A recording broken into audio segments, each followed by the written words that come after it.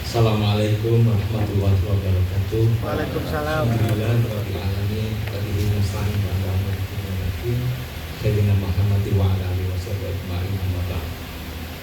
Teman-teman sekalian, Bapak Dewan, Kiai Jadul dan teman-teman semuanya. Saya kira ini tantangan kita. Saya selalu membayangkan semua zaman itu kan mesti ada responnya. Ini kalau konsep Toynbee ada tantangan, kemudian ada jawaban atau respon. Ketika awal-awal bumi pada era itu tahun 62 dan seterusnya itu, memang kemudian jawabannya itu kan secara spektakuler dengan karya film. Meskipun di daerah-daerah beragam ya, ada yang tadi kami diskusi kecil-kecil sama Kiai Jadul itu ada yang ternyata ada yang seni rupa. Saya tidak membayangkan tadi kemudian mereka berkumpul dengan Lekra itu, karena Lekra memang lebih banyak di situ ya, di seni rupa, terutama Jogja itu kan, Joko Peki dan kawan-kawan itu kan memang di sana ya.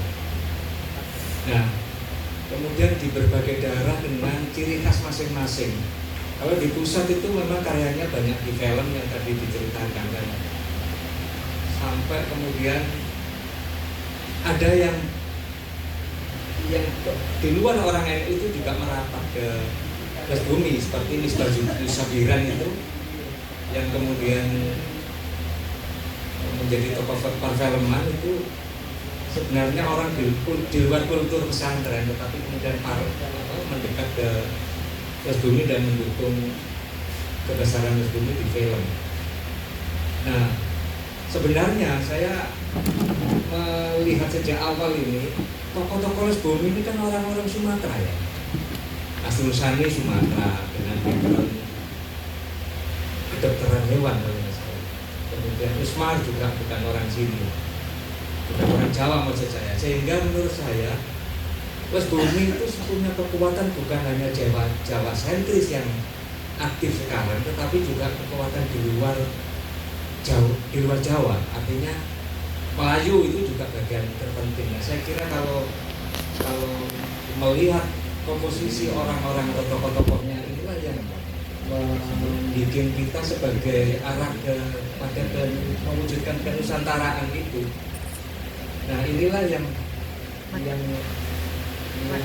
bisa memberi gambaran jalan awal plus bumi yang kita bisa proyeksikan untuk melihat sekarang.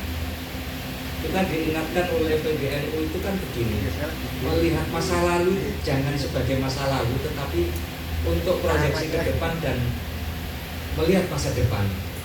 Nah, karena itu tadi saya sebutkan setiap zaman tantangannya berbeda.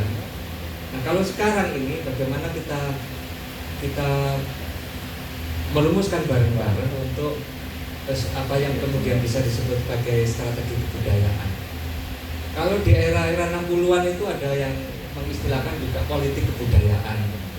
Bukan budaya politik. Kalau budaya politik itu wilayahnya parlemen ya.